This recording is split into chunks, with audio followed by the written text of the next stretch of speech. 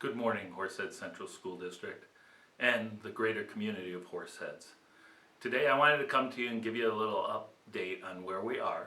But first and foremost, I want to thank everyone from the parents to the students to the faculty, staff, our non-instructional, our bus drivers, our food service, our secretaries, everyone in the district, because to make what happened occur during this very stressful time is just a testament to your dedication and commitment. So thank you and keep going strong. In addition, I just wanted to give you a little update just because people are wondering what's occurring now. I think one of the things that we have to look at is we do have to filter out a lot of the negative noise in the news, but we also have to look at it, and that helps guide where we may need to go so that we have a reasonable explanation. So follow the occurrences, but please try to keep it away from the kids as much as possible, as that will help with some of the anxiety and mental issues that come along with being isolated and in a crisis situation. One of the things that people have been asking is, okay, when do we come back? Is it the 14th? Is it the 1st? The governor has instituted that he is now absolutely in charge of the date of return, which is April 1st at this moment. However, I have a hard time believing that we will be coming then, that it will be much more like what we had put in place or beyond that, if any needs be. So just be aware, but in that case, we have to plan for that inevitability. We must, according to his rules, use all of our available days, and we are adjusting the calendar that if we had to come back on April 1st, which again I believe we will not be, we would need to make sure that during the scheduled April break we would be in session. So please understand that. I think all of you understand this is never easy. In addition, because we've used all the days, we would have to cancel the Friday on the Memorial Day week as well, as that would be a day in session. But that's getting ahead of ourselves. We got to wait for the end, as the tunnel will surely lighten up. We just wanted to give you that information out there for the public as well as for our instructional staff. Just so that you know, health and safety is important, so I know we've said that we'd be open for our instructional staff to come in just in very small numbers throughout this time, but because we've anticipated some health and safety issues of making sure that we are not recontaminating the environment, we are going to be instituting a building closure for all the buildings in Horseheads Central School District. So for my faculty and staff, I would ask you between today and tomorrow by 11 to noon to take your time to come in and get whatever you will need from home. We want to give you time to have what you need in your remote locations. Just like all of our individuals in our offices, our administrators, our clerical, those individuals doing the regular work that goes on to keep the district functioning will be starting to transfer all their phones and their emails home. They will be 100% remote. That does not mean that we're closing down the district. What it means is we're getting out of the way for maintenance and custodial staff, as well as our food service and our transportation staff, to address the issues of food for the community as well as cleanliness of the building. And we want to keep them safe as well, and by having people come in and out, that sort of goes against what we're trying to accomplish. So please, we will have on the website information about phone numbers and contacts for key offices.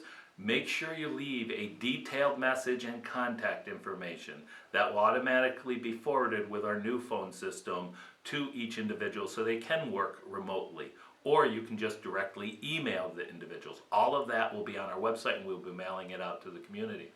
In addition, as we know, food service is out there. Please, if you are in need for that food service help, please just use the information on their call and avail yourself of that help that the district can provide to its wonderful community. You know, all of this, no matter what, is going to be information that's coming fast and furious. Please go to our website.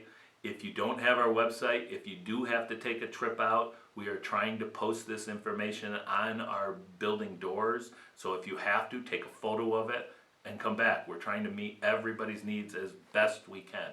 So I want to say hats off to our communications department, our building principals, our building clerical that are still here trying to bring a 5,000 plus individual organization to a remote opportunity. So if you can, make sure you visit those devices so that you can have the way to get back and forth if there's an emergency. But that brings me to a bigger concern. We are isolated and we are separated. So what I want is for our instructional staff, our non-instructional staff, everybody in our district, as well as the community in general, to keep in touch with their neighbors, their friends, via technology. For internally, I would ask that all of our staff regularly commute every 2 or 3 days with their direct supervisor. By doing that, or your building principal, or your department, or your supervisor, what that does is it allows us to share information if somebody's having difficulty so that we can try to assist. But it's a flow of that information that's important. From those supervisors, they will report to my executive team and relay that information, whether it's in special ed for Kelly Squires, whether it's in the curriculum instructional area for Tony Gill, business operations for Tony Gill, or if it's in the HR field for Caitlin DeFilippo.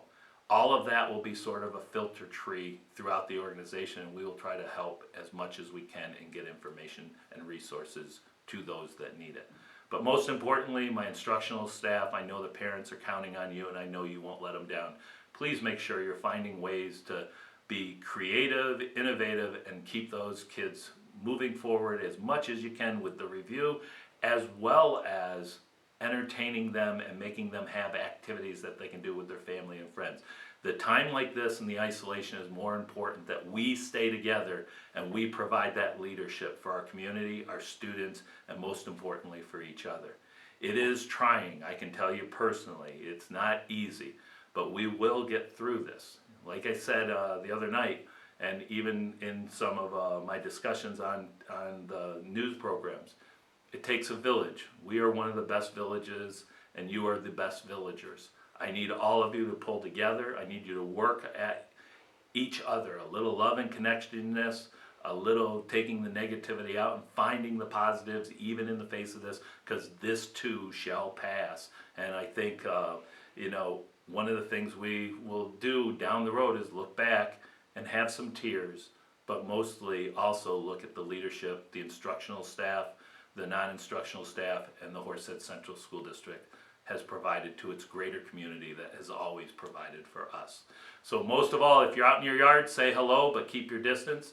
If you're inside, please, I am not asking you to shelter in place, but what I am saying, as much as possible, keep the separation, do not get together with others. The more we help the medical field at this point to move forward, the more times change and we buy time, the more of us will hopefully be successful in protecting those that are immune compromised or would have difficulty with this virus. It's all of our responsibility. I know we all take that personally. So for right now, we will try to do these updates as much as possible, check back. We want to just say, keep hanging in there. Kids, keep doing a good job. Listen to your parents, because it's not like a classroom, and surely that classroom is maybe 1 or 2, except for the families that have 8 kids. That's a little more like a pre-K classroom sometimes, but we want you to try to keep the positive. That's the most important thing. Reach out to us if you need to, and stay strong. Thank you, Horseheads, for being the district and village and community and town that we all need right now.